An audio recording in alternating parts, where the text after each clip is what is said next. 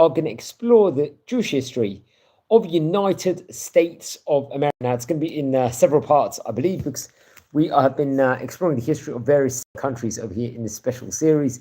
And today we speak about the United States of America. Obviously, we all know, popularly known as USA, respectively, over here today. So we will abbreviate the phrase in of itself like that as we will record these videos, friends, over here. And it's we're now exploring the early years, let's just say the first years when the Jewish community did enter the United States of America. There's so much to get through in this series. This could be a multi-part series in of itself, because we also, when we usually record these history videos, we also record about the current history and also what's going on in recent times also. So the history of the Jewish people of the United States of America dates back to 1600s and 1700s. Now, it happens to be Thanksgiving Day today, the date when I happen to be recording this from, so I thought it would be an interesting topic to talk about to tie it in. Now, there have been Jewish communities in the United States of America since colonial times, with individuals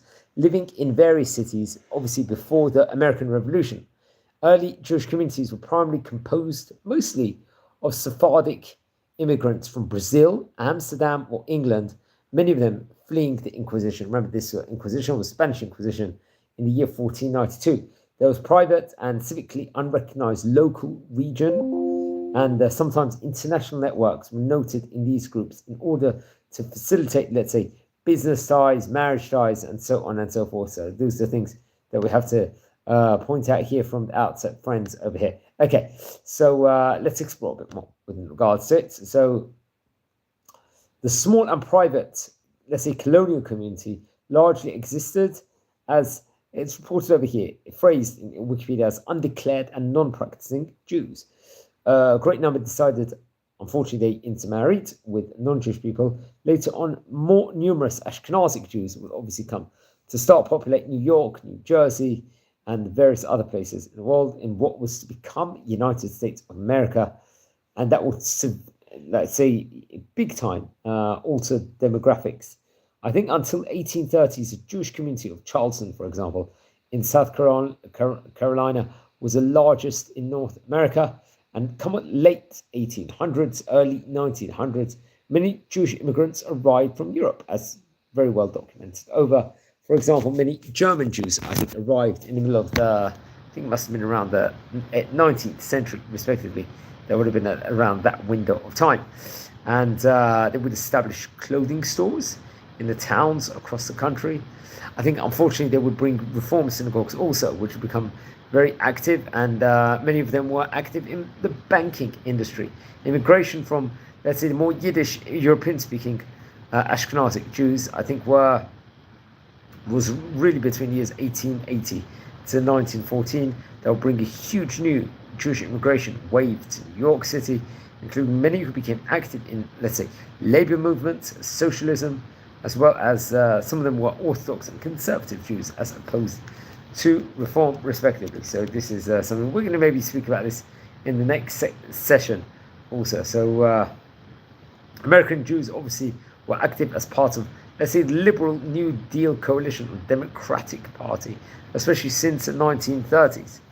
But obviously, since there is conservative Republican element, especially among the Orthodox Jews, especially nowadays, that has tremendously, let's just say, changed in itself. Okay, let's explore Jewish immigration and the early years of it. So the Jewish population of the United States of America is, let's say, the product of waves of immigration, primarily from diaspora communities. I think in Europe, immigration was, let's just say, initially, I think, inspired by American social and entrepreneurial opportunities. See, they say it's a land of opportunity. And later was a refuge from the peril of ongoing, unfortunately, there was anti-Semitism, as we know, in Europe. Few ever returned to Europe once they came to that stage in time to United States of America. Many would make Aliyah, though, to the land of Israel, but not high enough. Statistics demonstrate that there was a myth that no Jews returned to their previous diasporic lands, but while the rate was around only about a very small 6%, it was much lower than for other ethnic groups. Now, from population of 1,000 to 2,000 Jewish residents in 1790. The vast majority of them were Sephardic Jews who had immigrated to Great Britain and to the Dutch Republic. The American Jewish community would grow to about 15,000 come what the year 1840, which was already at that stage 50 years later. After starting off with only about 1,000 to 2,000, it was nearly 10 times the amount, and to about 250,000 in 1880. So it will explode, let's just say itself. It will go up nearly about 15 times or something. Now, most of the mid-19th century Ashkenazic Jewish immigrants to the United States came from diaspora communities in German-speaking states. In addition to their, let's say, the larger concurrent Christian German migration at that stage in time, they would initially, I believe, spoke German and settled across the nation. They assimilated with their new countrymen. The Jews among them commonly engaged in trade, manufacturing, dry goods, clothing stores in the main cities itself, basically. So it would come about with a Parnasa. I think it was between the years 1880 and the start of the First World War in 1914, about 2 million Yiddish-speaking Ashkenazic Jews, obviously, immigrated from diaspora communities in Eastern Europe, where repeated, unfortunately, there was, like we all know too well from Jewish history, there was pogroms and make life very, very difficult. They came from Jewish diaspora communities of Russia to, let's say, a Pale settlement, respectively, and the Russian-controlled portions of Poland. Now, the latter group clustered in New York City and earned, I think at that time, created the garment industry. They were dry goods stores across the country and engaged in trade unions. They immigrated alongside non-Jewish Eastern and Southern European immigrants, which was unlikely the historically predominant. I think Australia's demographic from northern to western, very interesting, I think of Europe, records indicate between 1880 to 1920 that these new immigrants rose from less than 5% of all European Union immigrants, which was, I think, nearly about 50% at the time. So obviously that this will bring change. I think there was a Great Depression also, and there was worsening conditions for Jews. I think in Europe, with the rise of Nazi Germany, these quotas remained in place with, let's say, minor alterations until the Immigration and Nationality Acts of 1965. Now, Jewish people quickly created support networks consisting of small synagogues, and very, very interesting. Leaders of the time urged assimilation and integration into wider American culture. Obviously, we know that means interfaith, especially if a woman will marry out. It means kids will not be Jewish unless she would. Her kids would be Jewish if a woman does marry out. But we know that if a man does, obviously, then there won't be a line in of itself. But we know that during World War II, 500,000 American Jews, about half of all the Jewish males between 18 and 50, enlisted for service. And after the war, Jewish families joined the new trend of suburbanization as they became wealthier and more mobile at that stage in time. The Jewish community expanded to other major cities, especially like from Los Angeles, Miami. The people attended secular high schools and colleges and met. I think, unfortunately, there was a high rate of intermarriage, nearly 50% at that point in time. Synagogue membership did grow. That was an advantage, from 20% to the Jewish population in 1930 to 60% in 1960. So it would raise the earliest waves of immigration, and immigration restriction were followed by the Holocaust that destroyed most of European Jewish community. Now, I think it was in 1945 that was also made by the United States of America the home for the largest Jewish diaspora population in the world. I think in 1990 there were 1.5 million Jews. In 2005 there was already at that stage 5,300,000 Very interesting. So the most recent Jewish communities to immigrate to the United States are mostly Iranian Jews, especially in Los Angeles and in New York. But we're going to speak about that more afterwards. Let's go back to the history of it, because it's going to be a few-part series. So we're really going to concentrate on the early years in of itself. So please, anyone that's here, please welcome to our channel, and please subscribe also to channel friends. So let's explore a few of the early happenings of what actually occurred in the United States of America. I think there was someone of the name, I believe, Luis de Carabajal Cueva. He was a Spanish conquistador and a converso. First set foot in what is now Texas. I think it was in the year 1570, if I'm not mistaken. It was. So that was very, very interesting. So who was he? He was, as I said before, he was converso. He was governor of the Spanish province also of Nuevo Leon, I believe. Interesting. It seemed like a very decorated man. It was and first Spanish subject known to have entered Texas from Mexico across the Lower Grande. Okay, so he would come in. Elias Lagarde was a Sephardic Jew who arrived at James City, Virginia, on the Abigail in 1621. Now, according to someone named Leon Hunter or Hanna, Lagarde was from Languedoc, France, and was hired to go to the colony to teach people how to grow grapes for wine. Very interesting enough. Now, Elias, I think, was living in Bracron on Elizabeth City. I think this was around the 1624 time period, and was employed by Antoine Bonal, if I'm not mistaken. He happened to be a French silk maker and a vigneron, if I'm not mistaken, cultivator of vineyards for winemaking. One of the men from the Languedoc sent to the colony by John Bonal, keeping, let's say, the keeper of silkworms of King James. Okay, so we're just talking about here. We don't really have any relevance to it. We just like to learn Torah and from an Orthodox point of view. Okay, so we'll just skip some of these notes over here. There was someone else of the name Solomon Franco, who was a Jewish convert to Anglicanism and combined his interest in Kabbalah with support for English monarchy. He was a Jewish merchant. He arrived in Boston in 1648 and was given a stipend, I believe, from the Puritans over there. But obviously, so that's very interesting. I think come on September 1654, shortly before the Jewish New Year, 23 Jews from the Sephardic community in the Netherlands came from Recife in Brazil, then arrived in New Amsterdam, if I'm not mistaken. At that point in time, the governor, Peter, I think his name is Stuyvesant, tried to enhance his Dutch Reformed Church by discriminating against other religions.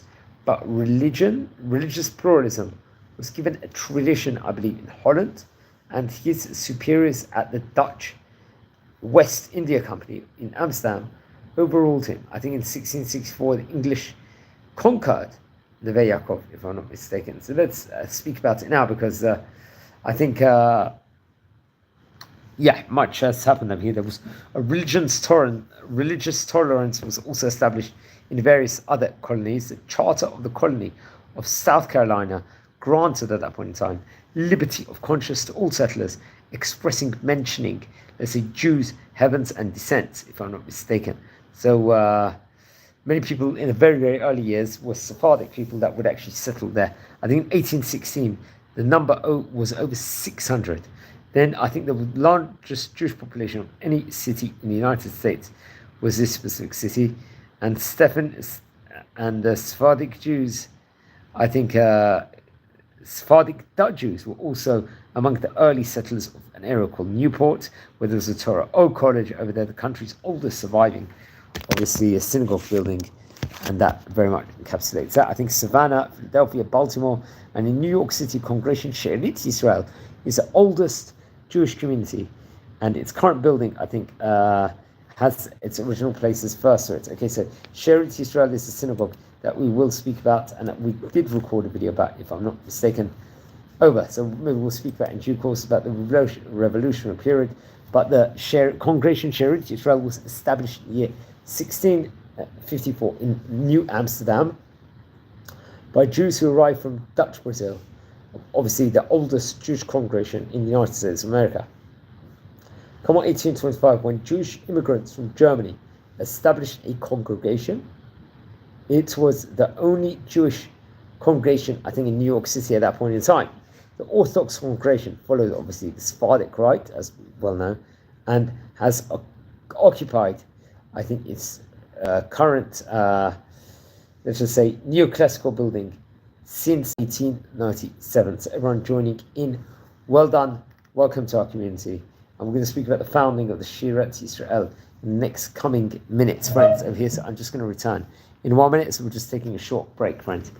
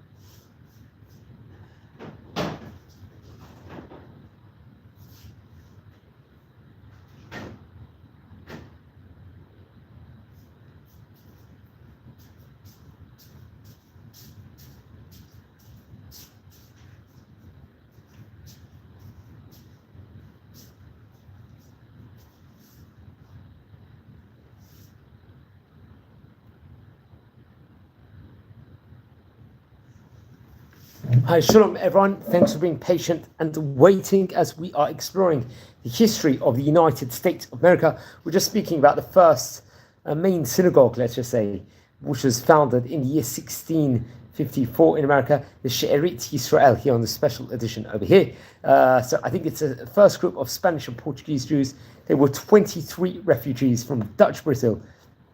And they would arrive, I believe, in at that stage in time in New Amsterdam in 1654 on September.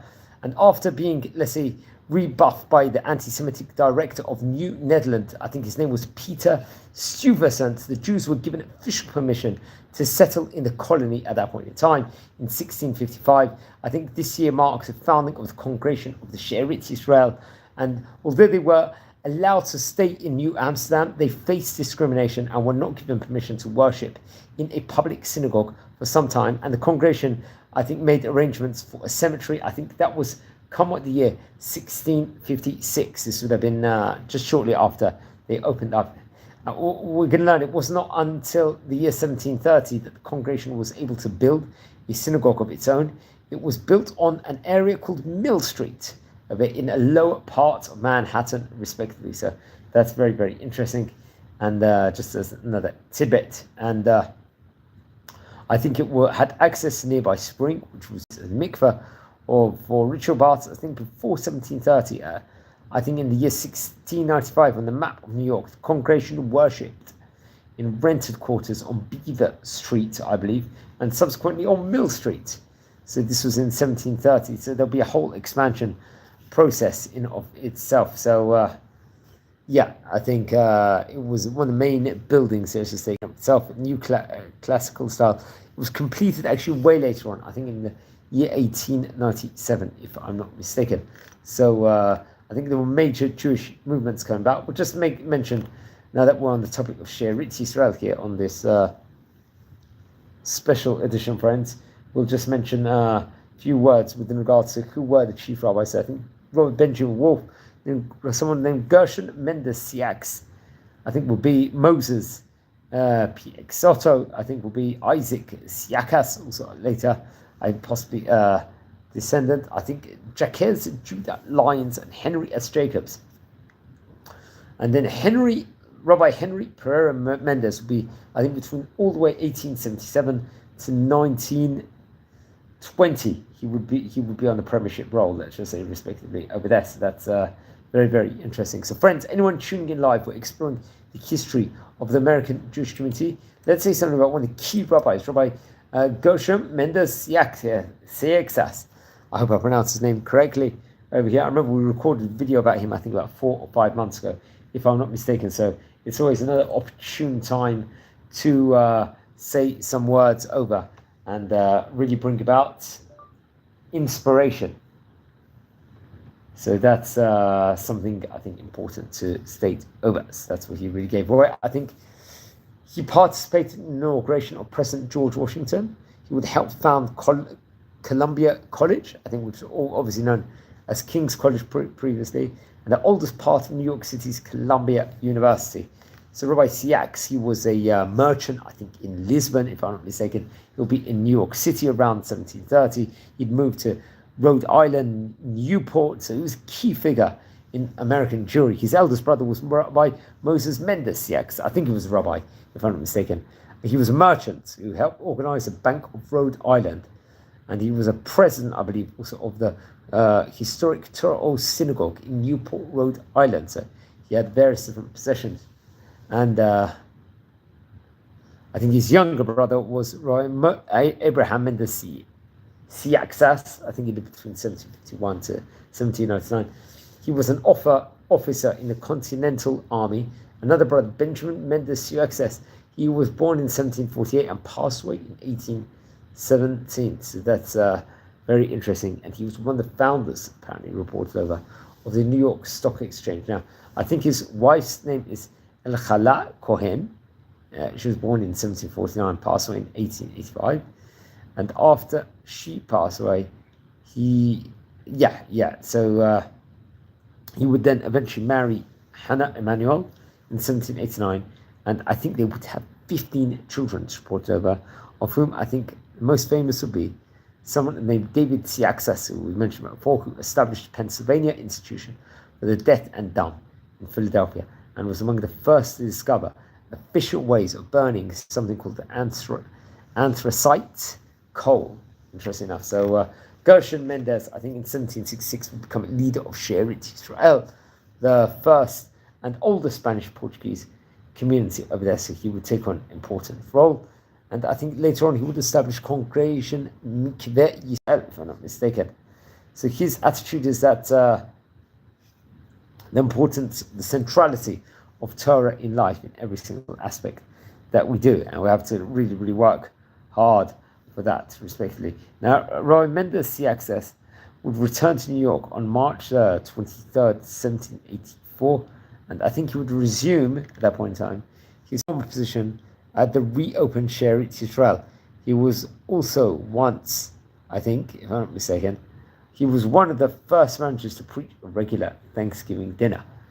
He was also among the 14 clergymen honored to be chosen to participate in George Washington's 1789 inauguration ceremony, and as President of the United States of America. I think it was in 1787 that Siaksas became the first member of his faith to be elected as a trustee of the famous Columbia College over there, the oldest part of today's Columbia University in New York City. And I think he would remarry in the year 1815, if I'm not mistaken. He was one of the college's incorporators. I think in 1802, he would help found a Hebra Hased Ve'amet school, if I'm not mistaken, which is I think they would teach the Hebrew, modern Hebrew, the revival of Hebrew also, especially that's something I point out. He had friendship with many religious leaders.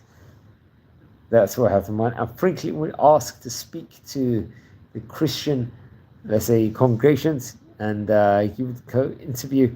Yeah, very interesting. So I think Mendes Siaksas would enjoy the friendship of many religious leaders, if I'm not mistaken, and frequently was asked to speak to, see, Mendes Siaksas would enjoy the friendship of many religious leaders, although I think before the Revolutionary War, many of the Torah sympathizers also, and frequently was asked to speak to Christian congregations. He later supported the World War of 1812, as well as aid to those suffering from those hostilities. Now, Robert Gershom Mendes Siaksas, I think, died in 1816 in the 2nd of April, and he was buried in the congregation's first cemetery, then in the Bowery or the non-Chinatown, respectively. He would leave his legacy also by Siaksas. Now, I think I'm going to call it a day over here. It's going to be probably a 4, 5, 6-part series, possibly at least. So watch your space for more. Take care and be well, and thanks for watching.